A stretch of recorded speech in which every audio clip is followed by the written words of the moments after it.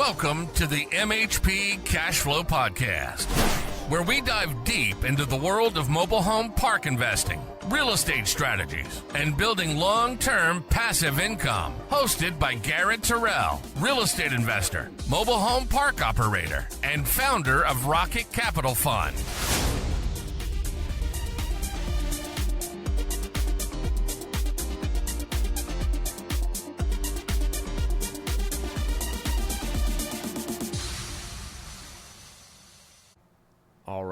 All right. Welcome back to the second episode of the MHP CashFlow Podcast. I am your host, Garrett Terrell, and I have a very special guest today, my good friend and business partner, Ethan Leach, out of Austin, Texas, currently 27 years old, owns 225 units by himself, and collectively with different partnerships is up to 445 units.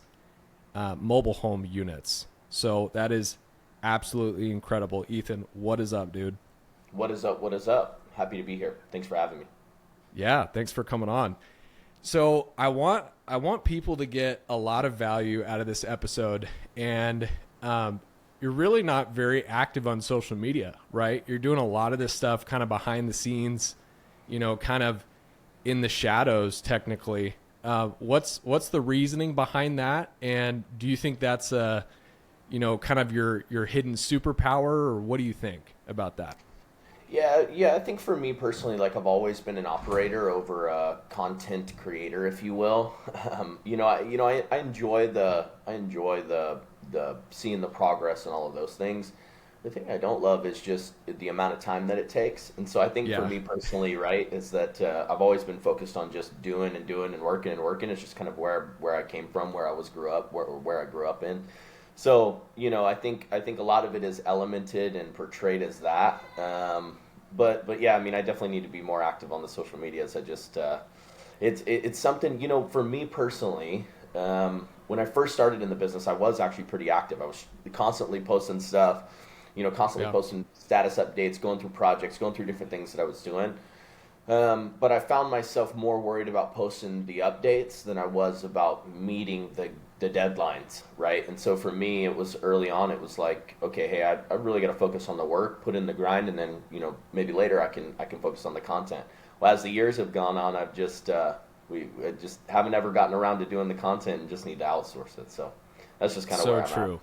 So true. Glad you said that. Because it's like, the content, it's not necessarily a revenue generating activity. It may be long term, but I see a lot of people that post constantly. And I used to do this a lot. I used to post constantly. But the real important thing is doing the actual operations, right? Yeah. The actual stuff that makes you the money every single month and every single week and every quarter, right? Content is kind of like a secondary thing, but it's very important, but it's not the main thing, right? And what I like about you a lot is you focus on the main thing. You focus on the important things. So walk me kind of through how you bought your first mobile home park deal. And for people who don't know you, just explain kind of how you got started in the industry, what attracted you to mobile home parks, and kind of how you ended up here. Yeah, so early on, I started in real estate in general right at the beginning of 2016. I started watching Max Maxwell in the single family real estate space. So I started watching that, and kind of just seeing his progress and seeing the things that he was doing. So that's kind of what got me doing single family wholesaling. So I did that for about a year and a half, struggling through it, making some dollars here and there, and just kind of, chugging my way through it. And then, I grew up kind of in Central Texas, born and raised, Texas boy. So growing up in that area in Central Texas, right, from a town of, about 4,000 people. So super small town, growing up, I lived my whole life in a mobile home. So mobile homes were pretty much, secondhand nature to me. So navigating into the space, as I started going into real estate, I was more focused on the single family stuff, stick built houses and the brick built houses and things like that, right? So I was more focused on that. And then when opportunities started to come up of doing mobile homes or buying mobile homes, I was really dismissive of it at first. But what I found was, for me personally, it was the easiest segue once I actually got into it because it was so natural for me. So for me, like transitioning when I first got my first deal, it was right down the street from where I had grown up. It was actually a lady that I had known. It was really funny because it was a friend of mine, and it was his aunt. And growing up, never had crossed the paths. And so then here I am doing this new business, and we meet, and she's like, Ethan, and I'm like, Kelly. And so just going back and forth, it's so funny the people that you run into. So again, for me, it was more of a natural progression. So getting that first deal, and we put $18,000 into it. I bought it for $11,000. We put $18,000 into it. We were about $30,000 all in with the permitting and the fees and stuff. And then I ended up selling that thing for $62,000 cash. So, so that was my intro into mobile homes and going, okay, well, hey, like this is my new reality, right? And going, oh my gosh, I'm such an idiot for not diving into it sooner. So that was kind of my segue into it from going from the single family stuff. And so that was right at the middle of 2017.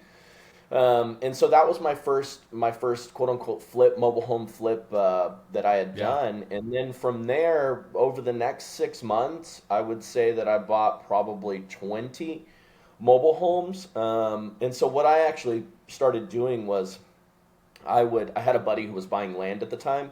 And so he's like, hey, if you're getting any of these mobile homes that need to get moved, what you can do is just move them. We'll partner. You can bring them onto the land that I've got. We can tie them to the real property, tie them as real property, and then owner finance them out. And so I did my first one of those in July of 2017. Right at the beginning of July, I bought the mobile home. He had a half-acre lot. We moved the mobile home. I paid, I think it was $13,500 to have it moved and set up in this new spot on the half-acre lot. I think I bought the mobile home for like $6,000. It was in a park. It was kind of dilapidated. Anyways, paid the $13,500 to get the park get it moved onto the lot. We went through the process of tying it as real property, which was quite the process our first time. And so then going through that and getting it set up and doing owner finance. And so over the next 6 months, like I said, I did probably 20 of those. So. Wow. So that was kind of what I transitioned into the mobile home space, was just doing the single family stuff of taking the mobile home, tying it to the land, tying it as real property, and owner financing it out. And so that's what I did pretty much all the rest of 2017 and early 2018. February of 2018 was when I purchased my first park. Technically, we started the acquisition process in November of 2017, but actually closed on the purchase in February of 2018. And that was a little 16 unit over in Pharr, Texas. So I bought that one. It was actually, I had taken all the down payment money that I had gotten from doing the single family, tying it and taking the owner finance deposits. I had gotten $150,000. And so we took that and I used that as my down payment, my rehab on that 16 unit. So, so that was kind of my transition period of going from the single family stuff into the mobile home flipping, kind of the mobile home setting up, and then into my first mobile home park purchase. Yeah, a big thing you said there that I want to highlight on is being comfortable with the asset class. I think that's a big thing. Is a lot of people are not comfortable with it because it's such a nuance and it's such a niched product that a lot of people, when they think of mobile homes, they just think instantly, oh, it's trailer trash, you know. But some of these mobile homes, I mean, I even got comfortable selling the mobile homes in Washington. That's how I got comfortable with the asset class. Some of these mobile homes were selling for $350,000, $450,000, you know, and this was back in 2019, 2018, 2020, you know.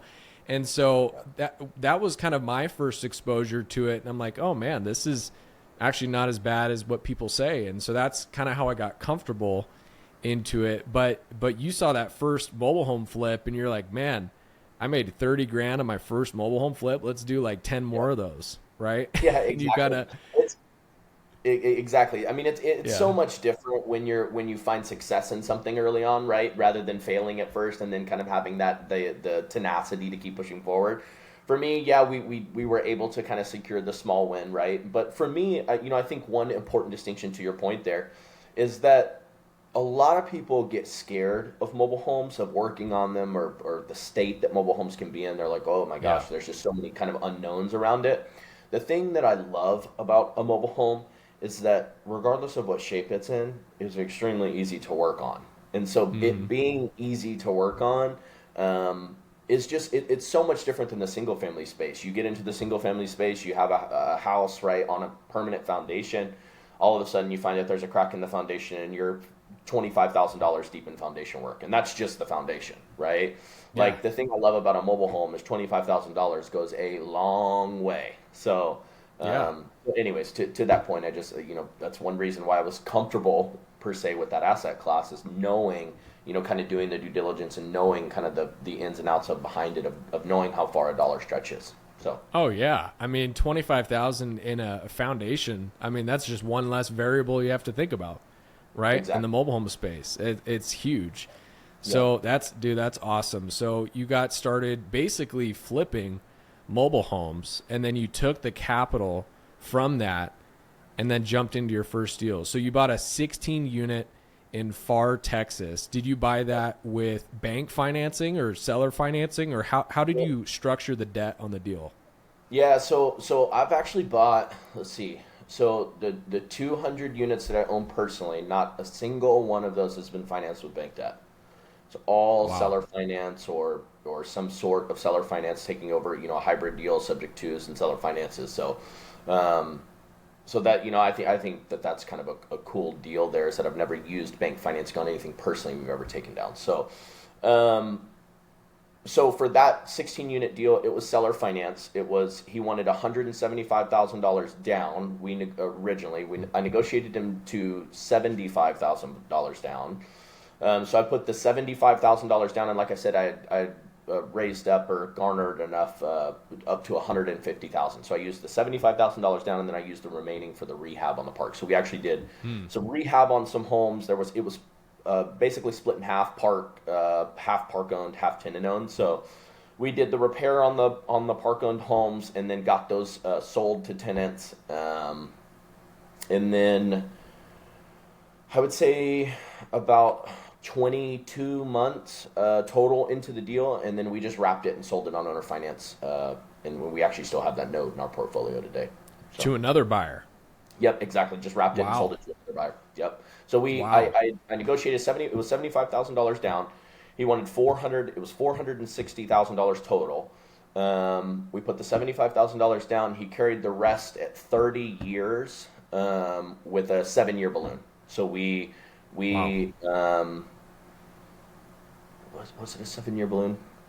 It's been so long ago, I can't really remember. I can't remember if it was a 7-year balloon or a 10-year balloon with an automatic extension. So anyways, we negotiated that deal. So we got that. That's amazing. That's amazing. So it was 16 units, and you're saying they were all park owned homes? No, so 8 were park owned, 8 were tenant owned. So we just renovated the rest of the 8. I think there was 4 that were in great shape and 4 that were in bad shape. So we did 4 kind of basically full rehabs, single wide trailers. We did the 4 rehabs, and then we sold those all on owner finance to tenants. And so we created notes for all of those to move those over to more tenant owned stuff, and then we just wrapped it. Like I said, 22 months I think total into the deal with rehab, purchase, everything. And I believe the note that we wrapped on that was at 8% interest. I think on that same year thing. I think that's what it was. We had a 10-year note with the seller. We created a 7-year note with the buyer. To kind of cash out a little bit early. So. That's amazing. That's extremely creative for your first, commercial deal, basically. That's extremely creative. Yeah. We were, I've always tried to do creative stuff. That was kind of where I learned first, just kind of doing stuff with Sean Terry and learning kind of the arbitrage method. So we were doing a ton of that with single family stuff. So it was almost, again, it was more of a natural progression going over to the mobile home stuff. And the hard part with mobile homes, I think everyone will kind of relate and know this, right, is that mobile homes are hard to get financed. So especially if there's single mobile homes. So trying to make sure, one, that the seller's books are intact, is obviously a headache in and of itself. And then trying to create terms that work for everybody is obviously, one way that we can get deals done quickly. So love that. So I think in total for that deal, typically we're talking 60, 90, 120-day processes sometimes for closing mobile home park transactions. I think from the beginning of when we talked to that seller to when we closed the deal, gave them the funding, I think it was like 31 days, 32 days. So really that's quick, amazing. Being able to close deals and things like that. That's even faster than hard money sometimes. Even hard money might want 30, 45 days, but that's such a valuable thing to give to a seller is not going through the bank process, not going through 90 to 120 days, loan committee approval, appraisals, everything. You can skip all of that and you can offset some of that risk by creating better terms for the seller and also for you. And, giving that same type of cash that you would put into $25,000 of due diligence into the deal, you can then give that to the seller and make him or her happy. That's so amazing. I love creative finance deals. So obviously this podcast is about cash flow, right? It's something that not a lot of people talk about. Yeah. I get the equity gains. I get the flips. I get the equity gains. That's all fine and dandy. Those are amazing. I don't want to discount those at all. But I will say monthly cash flow is life-changing, right? And you probably had a certain amount of cash flow from this first deal, and I kind of want to jump into that. So if you don't mind sharing, what was your total gross expenses per month and total gross income, and what did you roughly net per month cash flow wise on your first mobile home park? Yeah, I think on that deal, if memory serves me correctly, I think my total expenses with the seller's payment a month was something like, it was like $7,200. And then I believe that we grossed, it was right around 11 grand on that park. So I think net when we took home, it was something like 3 grand, somewhere in there. So it wasn't a whole ton, but the play was more so in doing the rehab.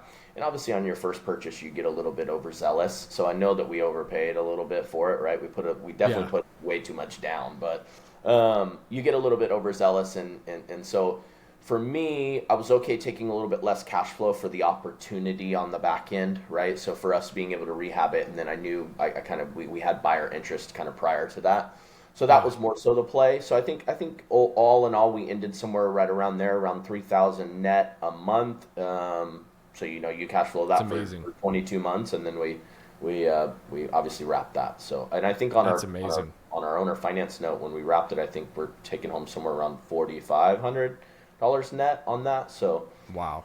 So that is incredible. And what was the total purchase price of the 16 unit?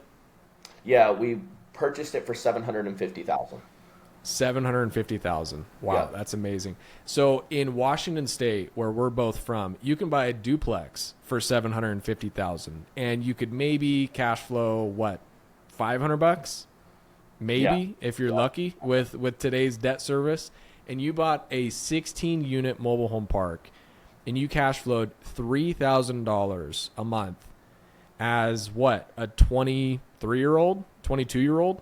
Yeah, something like that. And I'm pulling up the documents just so I can give you correct. I mean, that's life-changing money. You know what I mean? Like the golden rule in real estate, what everybody talks about is, you're supposed to hit $300 in cash flow per unit, right?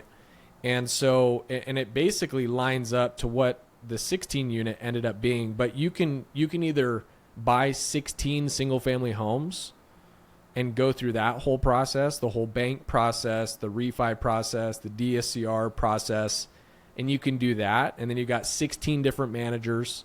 You got 16 different notes to pay. You got 16 different tax bills. That to me sounds extremely stressful and annoying.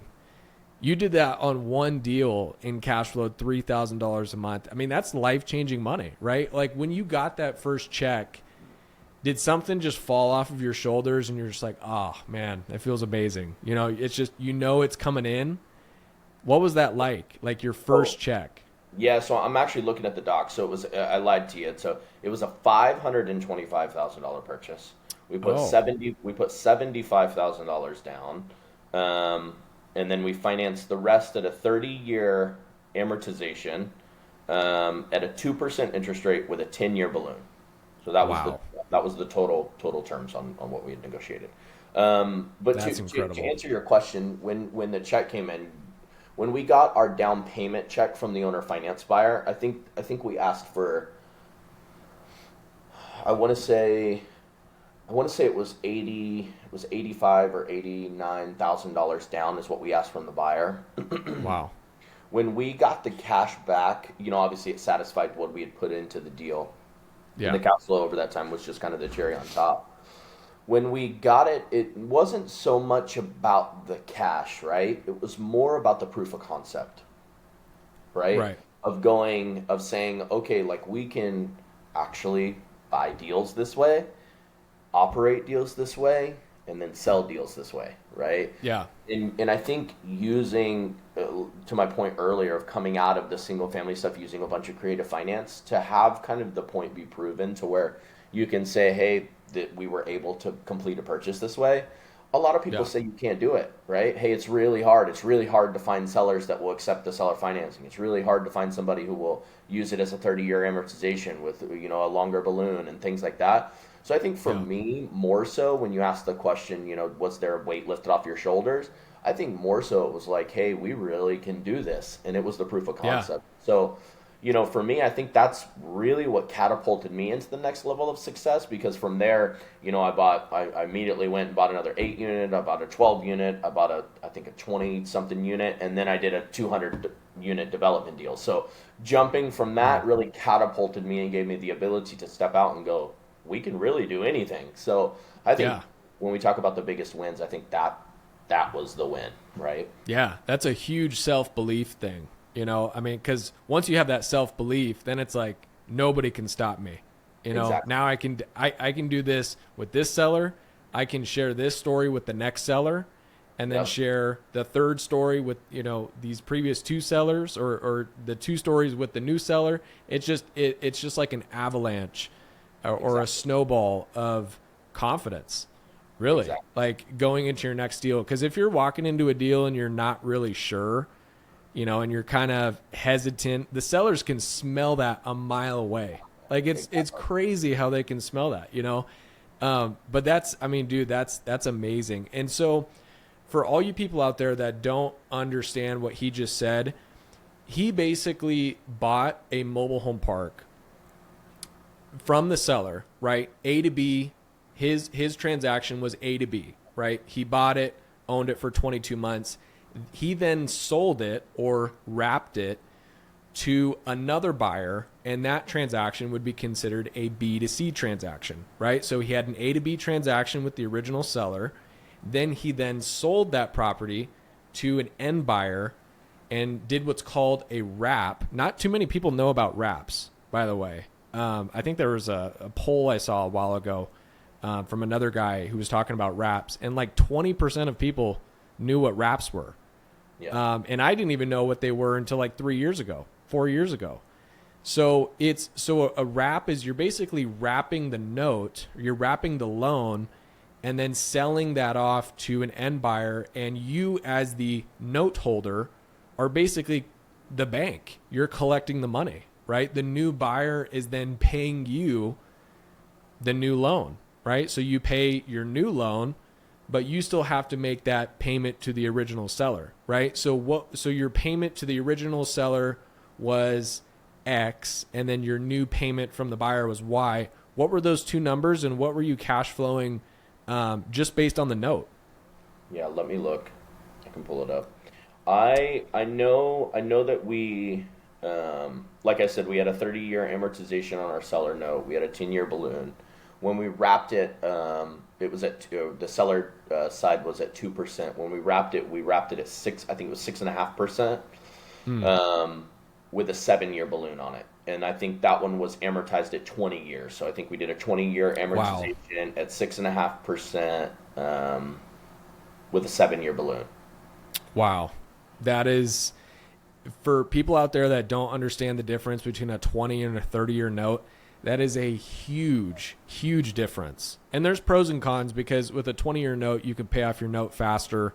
With a 30-year, it's much cheaper. There's pros and cons of each. But man, a 2% note on a 30-year AM, and then wrapping that with a 6.5% note, 450 basis points above what you have, and it's 10 years sooner. I mean, that's amazing. So you're probably making some pretty good cash flow just on that note. Yeah, I believe, I want to say, I'm pretty positive that it's about $4,500 net that we take home, and the difference of that payment every month, just pure passive cash flow. Wow. $4,500 in a note or in pure cash flow, and you don't even own you technically own it, but you're not even operating the property. You're not collecting any of the rents. You're not talking to any of the tenants. You're not doing nothing. You're just sitting back as a bank and collecting that. How cool is that? Exactly. Right? Yeah. What other industry can you do that? Can you do that in? You can't do it in the stock market. You can't do it in crypto. You can't. I mean, it's the real estate industry as an umbrella, but it's really the MHP space. I mean, because even in multifamily, you can't really do that. I'm sure you can, but after a certain amount of time, you start to realize, why the MHP space is a little bit better than maybe other asset classes. Why did you ultimately decide to stop going into single family, maybe even multifamily, and why did you specifically focus on mobile home parks? Yeah, I mean, I kind of around the same time, right there in 2018, I bought a 14-unit multifamily deal over in East Texas as well.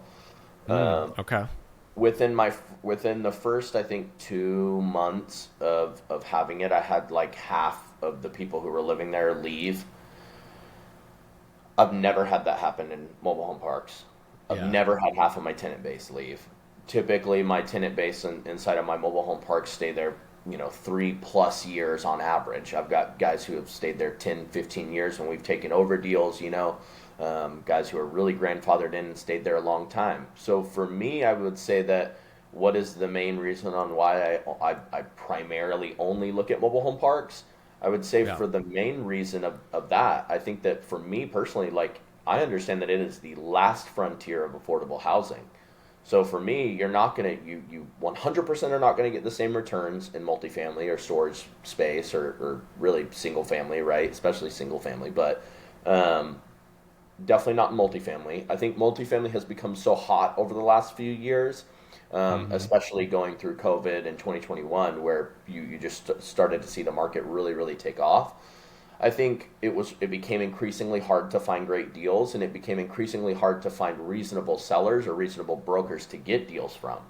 Right. So I think that, that paired with just market nuance of being able to understand the asset class, I think that when you put it onto a sheet and you say, let's compare the two, in a lot of aspects, multifamily will win. But in my aspect, in my book, I think mobile home parks check all of the boxes rather than something like a multifamily. So for me, I think all those reasons are kind of paired up to stack against everything else versus mobile home parks.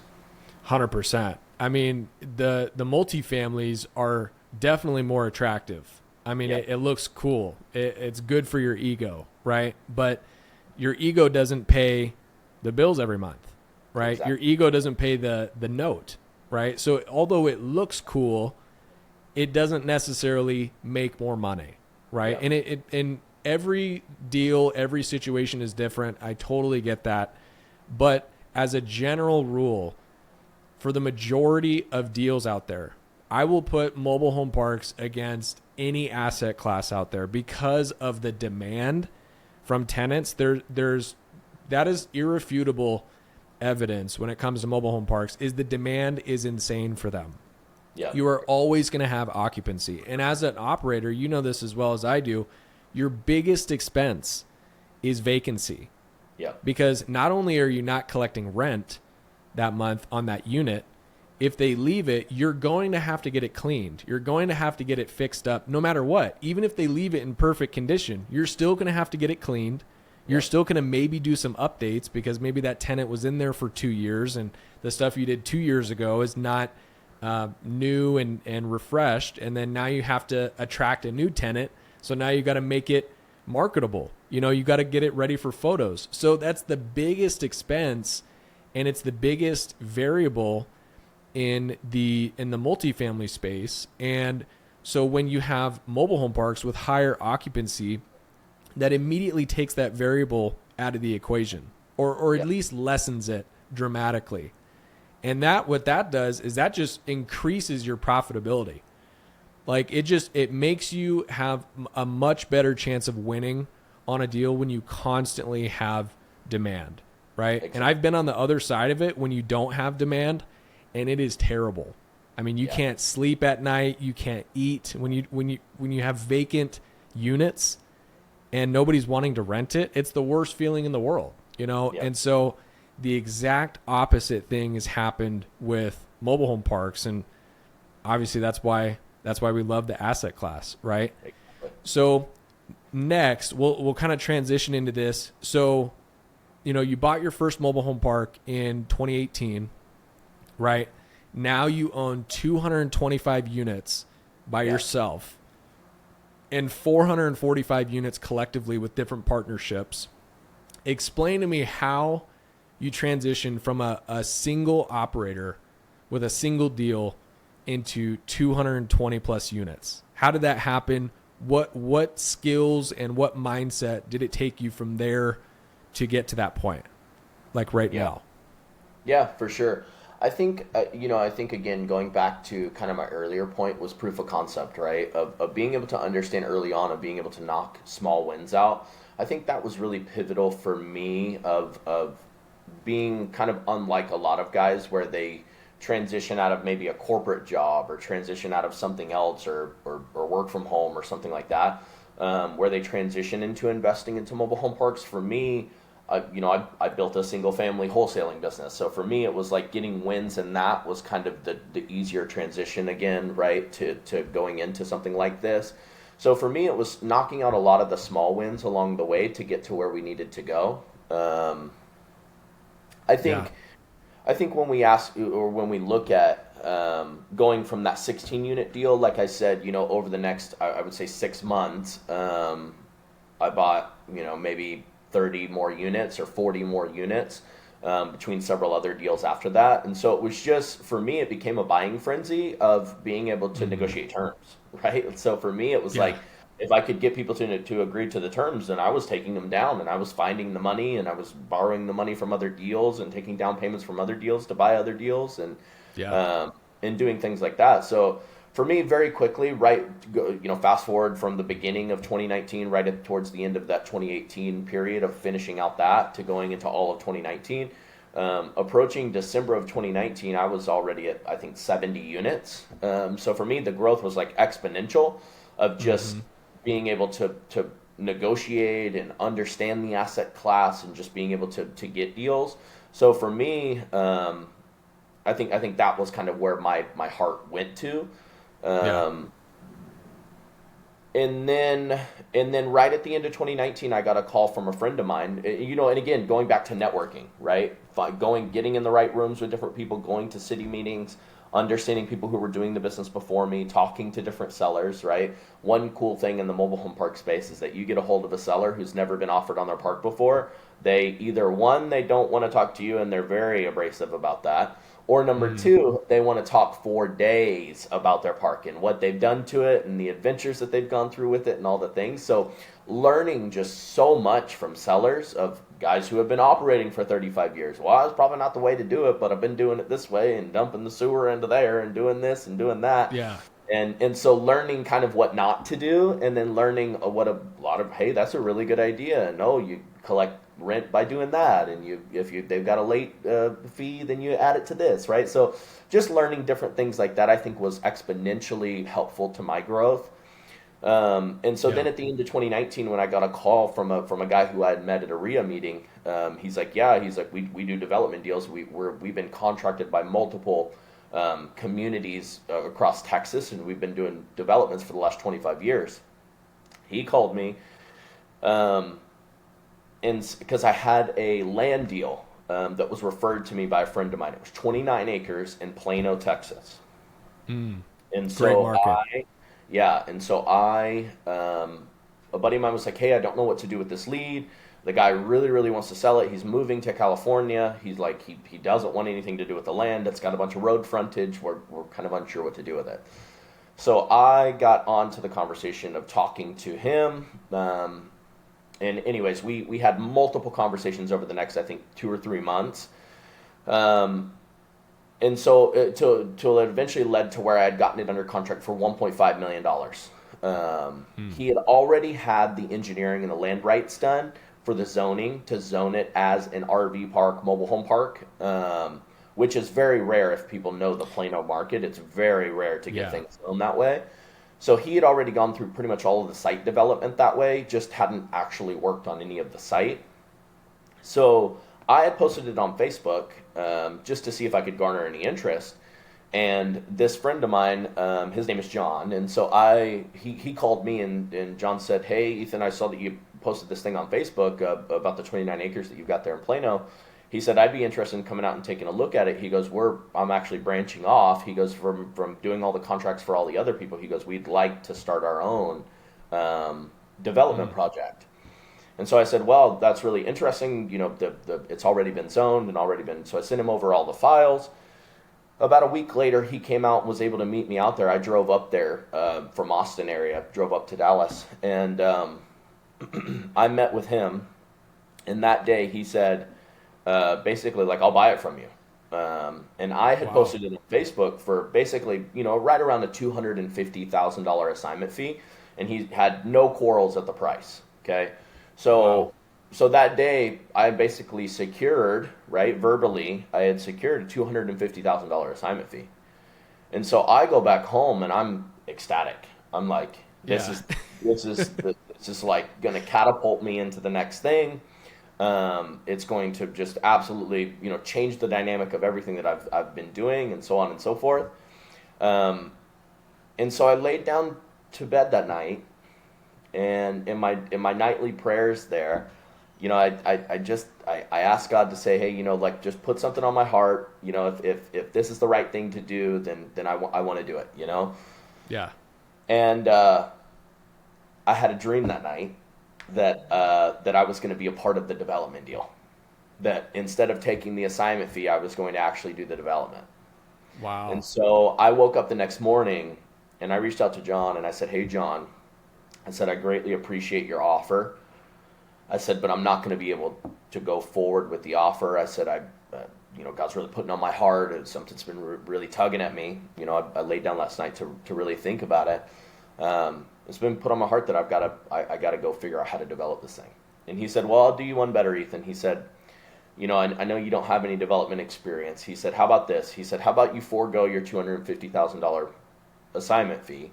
He goes, I'll give you $25,000, you know, at closing. He goes, but I'll actually make you an equity partner in the deal, and you can go through the entire development process with us. So you can learn how to do it. You learn how I go to the county, you learn how I go to the city, get it permitted. I can go through the things. So you got to do the site development. You can be out there when we dig it. You can be there when we put the utilities in. You can go through the whole process with us. Wow. And so I said, I'm in, you know? Yeah. And so I actually ended up taking, you know, less money, right? At the forefront. So on paper, I was going to only probably net maybe $100,000, right? So I was taking $150,000 haircut, but I was taking it for the experience. Mm-hmm. And so for me, you know, talking about accelerated growth and coming up to something and growing into something, that was something that was unknown, right? I had only garnered 70 something units up until that point, right? So I was a brand new operator, brand new, trying to figure it out. I probably bought too many units for the time being, just because I was a single operator and hiring VAs and trying to figure out how to make it all work, right? And buying these parks in different parts of Texas, and I bought 2 parks in Florida, and so buying these parks all over was kind of a challenge, right? And so then just stepping out of your comfort zone again, and stepping out of my comfort zone again, and stepping out was just, it always led me to more growth. And so anyway, so kind of fast forward, I go through the entire development process with John. We we put 200 and I think it was 222 units plus 13 RV sites. So we did the full development deal there in Plano, got it fully permitted and licensed, fully sold, fully occupied. It was fully committed and fully occupied when we sold it. So like I said, we had purchased the whole deal for $1.5 million. We ended up selling, or John sold the park for right under $13 million, so $12.9 million. Wow. And so Huge actually deal. at the end, instead of actually walking away with $100,000 projected, I actually ended up walking away with $480,000. I got a $480,000 check.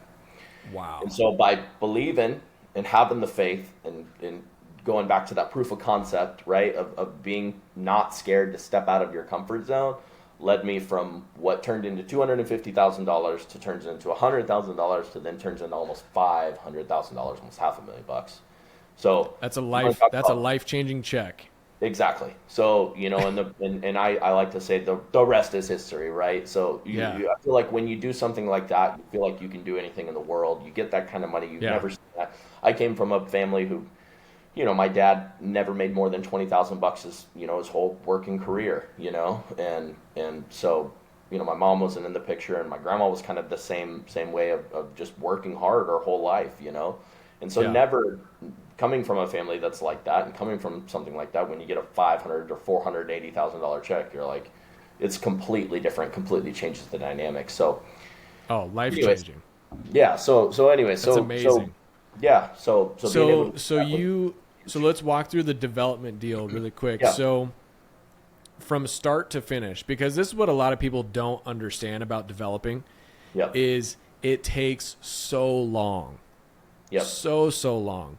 But the thing about your deal, which I wanted to highlight, is a deal becomes a lot more attractive when the seller has put their own money into the due diligence or the development of the actual land, right? If they got permits, it instantly becomes a lot more attractive and more valuable. If they do the site prep, if they prep the dirt, and they talk with the city, they obtain permits, a zoning certificate, all those things. So he did the majority of that, right? And it was basically, shovel ready when your guy bought it. Right. And so from that start to the finish, what was that timeline? What was that process like? Yeah. So we did, the first 6 months was just kind of reassessing of the permitting. He had done the permitting and had all of the things ready and all the site prep work done. They had actually pulled the utilities from the road. They had actually stubbed it out. So that was all fine. The problem was just that it was 8 months old. So his request and his documents were about 8 months old. So the city actually made us go back through not necessarily a re-permitting process, but almost just kind of we didn't change anything since the purchase has gone through. So our first 6 months of the project was that. And then we started dirt work, I think June 16th, I think it was, of 2020. Obviously you have COVID that hits in March of 2020. So we dealt with that element, but obviously in Texas it was a little bit different. So we were able to get dirt work guys out in June, and they started on that stuff. It was very piecemeal because of the way that COVID was, and guys were only allowed to work, I think 4 or 5 hours a day, and very sectors and stuff like that. So, so all in all, I think dirt work and site prep and all the things, I think took us total 11 months. And so that led us to, I think, January or February of 21. And then actual utility placement, road install, utility top off, the RV pads were poured, asphalt was laid, concession room was put in, laundry room was put in. Pretty much everything was done from then over, I think, the next, I want to say 12 months, about a year, 13 months. So all in all, we finished the project completely March of 22. So so about 2 years. Exactly. So we had every unit sold and pretty much all of our closing docs. I received my check February, I think 13th, February 14th of 22. 22. So. Wow. So really 2 years.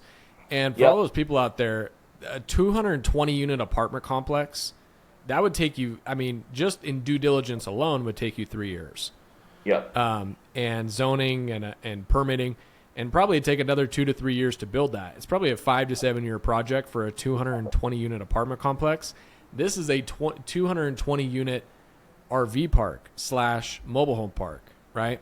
Yep. So it's a little bit easier. You're basically just developing the land. You're not, I mean, you probably built buildings, you know, like you said, the laundry room, the center area of the park, but you know, you're not building a 6-story building with an elevator, you know? And we contracted, so we actually brought in 175 or 180 homes, actual mobile homes that we had bought from Clayton.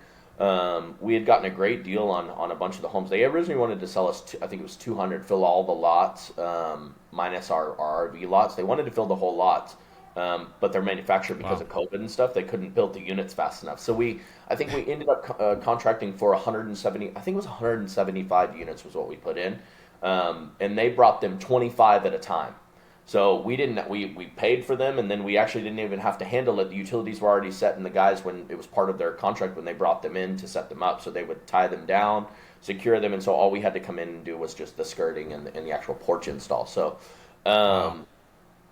so we placed 175 homes. Like you can't do, like I think we did all 175. I think in 3.5 months. Wow.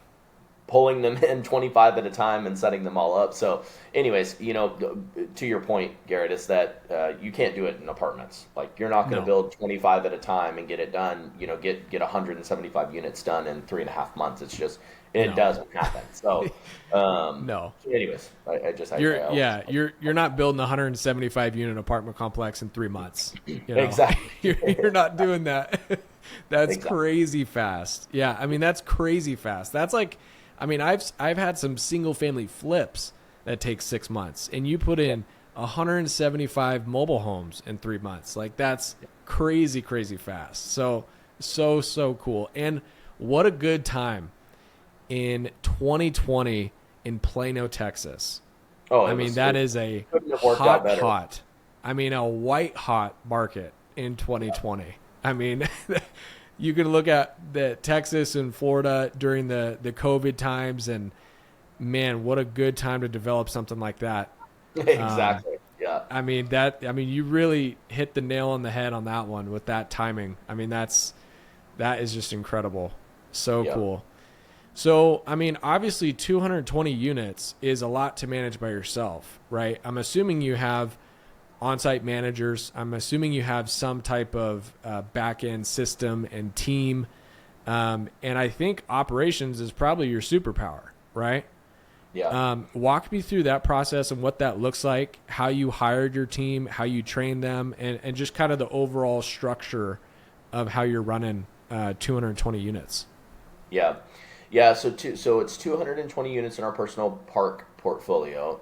I think that's split up amongst, I want to say it's 12, might be 13 actual parks split up. 8 of those we have on-site managers. The rest we have, obviously virtual management. We actually, I've used several different companies for management. We right now, we're currently doing a lot of our management in-house. I would like to transition everybody over to Rent Manager, but we have it on some, but we don't have it on others just because of the way the books are and the way we got to get checks and do different things like that. So, so right now I've got 8 on-site managers. The rest are all going to be virtually managed. I have a 9-person team. I've got 3 sales guys basically that are constantly just calling sellers. They're communicating with sellers. They're constantly mining data, different things like that, right? Taking referral calls. And then everybody else is kind of back end stuff. I've got a few guys that kind of work in the disposition side, but it's more so just on document prep for our personal takedowns. And then just a bunch of admin ladies, right? So they do pretty much all of our pre-marketing materials. They do all of our, stuff when we're raising any capital or moving money around or taking money from a different project. They're making sure that all of our Excel files are done for that. And they're working kind of in tandem with our CPAs and all of our attorneys on the back end side. Like I said, we do a ton of creative finance stuff. So we actually have an attorney that's kind of in-house that we primarily works on pretty much all of our stuff. And that's Jake. So he does a ton of our mobile home park stuff on that side. And then we use a third-party transaction coordination company. So I've used Atlas Coordination Transaction Services. I've used Easy REI. I've used a bunch of different services. Right now we're using Gold Tier Transaction Coordination Services, and they're fantastic. Rochelle and them over there are awesome. And so we've been using them, and they've been killer. Using a third-party transaction coordination service, I say all the time, is game changing when you're doing multiple different transactions and you've got so many different moving pieces. Having somebody kind of on staff that's kind of a liaison between the two is just key. And so we're using that type of service for kind of outsourcing some of our paperwork and kind of the back end stuff, so our guys can really focus on what they're great at. So wow, so that's kind of the build out for our team.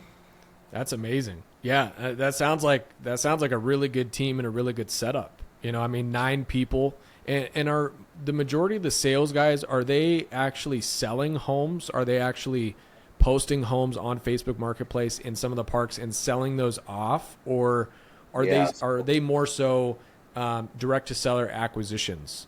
Yeah, so it's kind of a blended role, right? Because we're constantly doing a bunch of different infill stuff, right? So they're constantly trying to buy other homes that are in other parks or other sellers that they're able to kind of drum up. They do cold outreach to sellers, right? We typically try to stay kind of in that PPC realm of kind of getting the inbound stuff or referral based stuff. But we will, we'll pull some data and we'll call some people. But yeah, I mean, that's typically kind of how we're operating. Our guys will work in kind of a hybrid role where they'll do a little bit of kind of outreach to fill parks or outreach to sell homes that we have that are park-owned homes that we're trying to convert to tenant-owned homes. They'll do a little bit of that, as well as kind of some of the other stuff as well. Okay, nice. Yeah, that's a great little system right there. So there's a ton of wins here. I know there's got to be some losses or lessons, right? We don't call them losses, we call them lessons. Exactly. So you hit a grand slam with that development deal, right? Talk to me about a lesson you've learned. You have to have a loss in there somewhere, right? What was the biggest lesson you learned in the mobile home park space? Yeah. So for me, about I think it was a 24 unit in Ocala, Florida. Okay. My very first issue was that I didn't go see the park. I always recommend to everybody here who's listening, please go see the park. Go see the park that you're going to purchase, especially with some of your first ones that you're purchasing. Go get a feel for it, even if you're like, hey, I don't really even know what I'm looking at. Just go look at it. Go walk the land. Go look at where the water lines are. Go look at the electrical boxes. Go open some of the electrical boxes up and see what the breakers look like. Go actually walk around some of the homes. Look at what it looks like underneath the porch. Just go and be there. If I could leave you with anything, I think that, that's kind of one of the top ones. Just go be there and you'll learn a lot. So for me, that was kind of one of my very first mistakes, right? So I think this was park number 4 that I bought. So like I said, I didn't go see it. I bought it sight unseen. The seller needed to move quickly, and that was the first kind of red flag, if you will. Seller was very adamant. Seller did not want to talk on the phone. They only wanted to text, and they needed to get the deal done extremely fast. Okay? Me being the overzealous young 20-year-old that I was, I'm like, okay, great. So I had negotiated him down actually $200,000 off of his purchase price, and I don't even really remember what the total purchase price was, but I negotiated him. I remember I negotiated him down so much. I'm like, it's going to be a win no matter what. It's a no-brainer. And so fast forward, I close on the park, and then I get a call from the city that says, hey, we just noticed that you purchased a park there in Ocala. Where do you want us to send all the communication? We're going to need, what we noticed is that the septic systems and the way that they're piped into the main line needs to get updated, and so we actually need to update starting from the main line all the way into the park, and we've got to update each of the outlets. And they said, so where do we need to send the communication for that? And I said, well, what does that really entail? And they said, yeah, so we're actually going to come in and we'll replace actually the main part, but anything that comes from the street over is going to be your responsibility. Oh, wow. And so what ended up happening, fast forward, I fight this. I reach out to a bunch of different people. I'm like, hey, what does this mean? What does this mean? So lo and behold, the seller failed to disclose that he had a pipe break, I guess, and they had done an unauthorized repair, but they had not put a pressure valve on the repair. And so what had happened was it had pressed up to the main. They had got the reading back at the station or whatever, and they said, hey, the pressure valve that's pushed here, there is no pressure valve. So it got flagged but didn't get caught in closing. And again, I bought it on Creative Finance. So so a month into the deal I think the deal cash flowed like $4,000 or $5,000 a month. I got hit with a $62,000 plumbing bill, basically, right? Pulling up basically the main sewer line connection, replacing it, putting in a pressure release valve, and all the different things. So that was a huge lesson. And that's a huge lesson. The guy who went out to look at it to tell me what I needed to do to fix it, he goes, oh, well, it's right here. I mean, you see it right here. There's a big pool of stuff right here. You got to switch this lever and so on and so forth.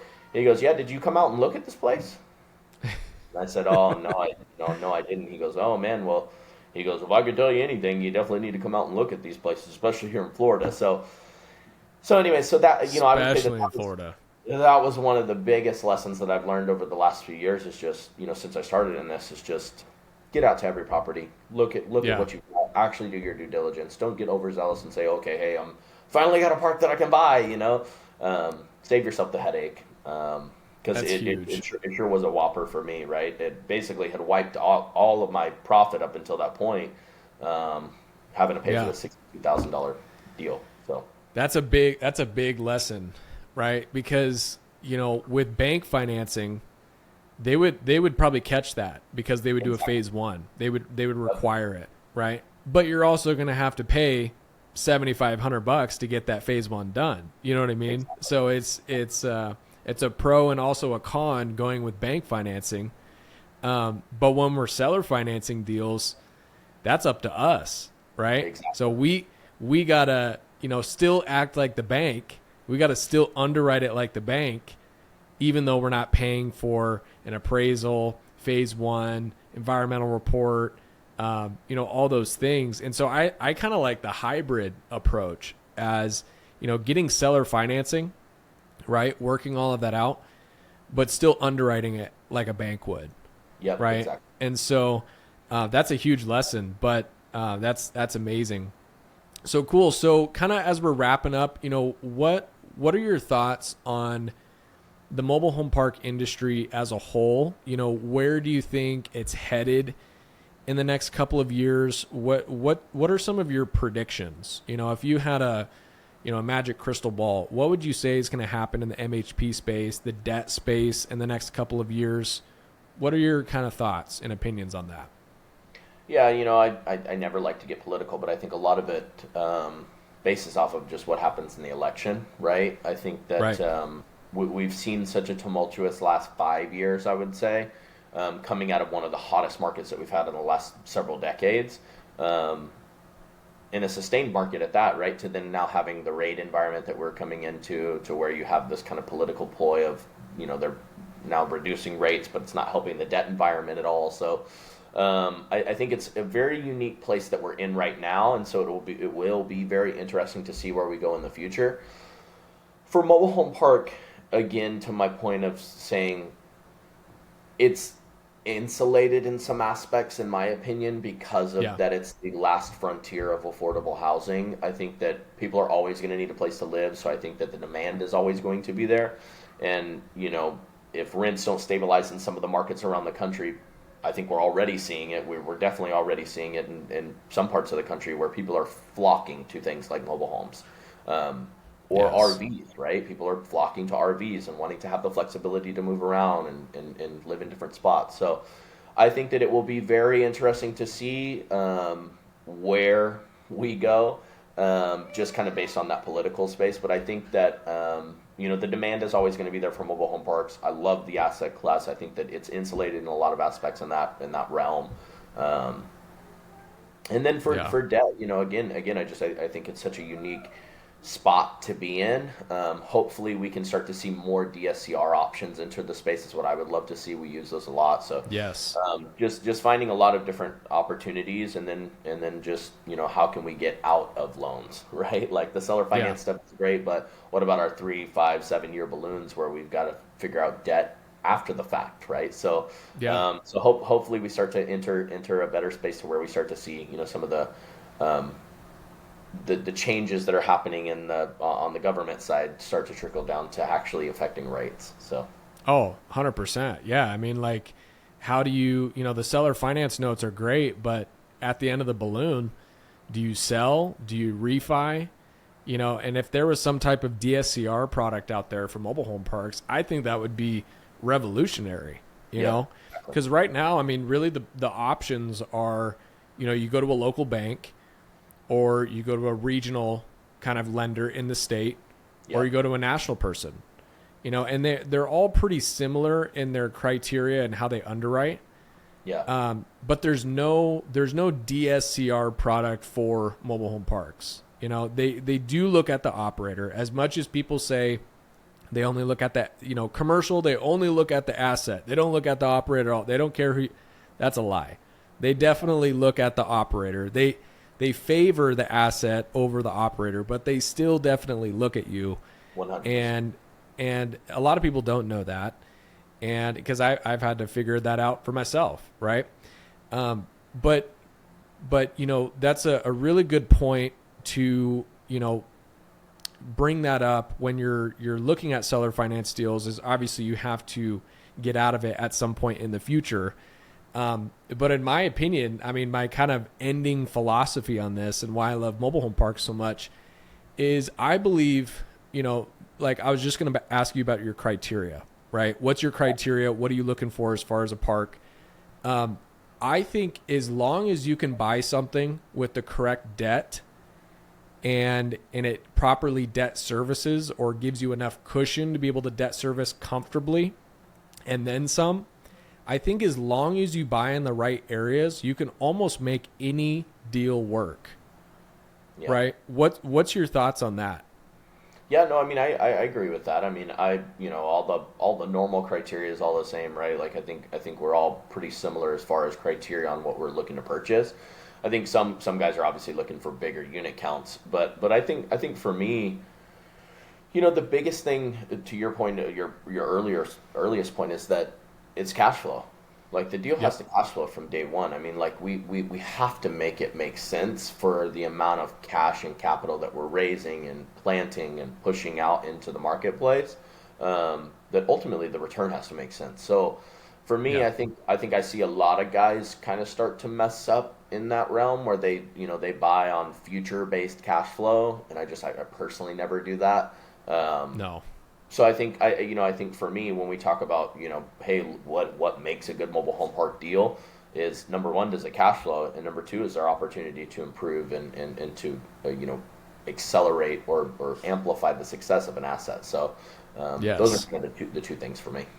So big. Yeah. It's got a cash flow from day one. You're not going to walk into a deal and negatively cash flow for the first year and expect to make that money back in the second year by increasing rents or occupancy or whatever. That never works out. I've seen tons of people get crushed when they buy deals like that. The deal has definitely got a cash flow from day one. Yep. And what is the upside in the deal? What is the value add to eventually add value to the deal and refi out of it or sell it for higher than what you purchased it for, right? Those are like the two main golden questions, right? I love that. I always think about, I have conversations with guys all the time, and I always say, it's like buying a Corvette.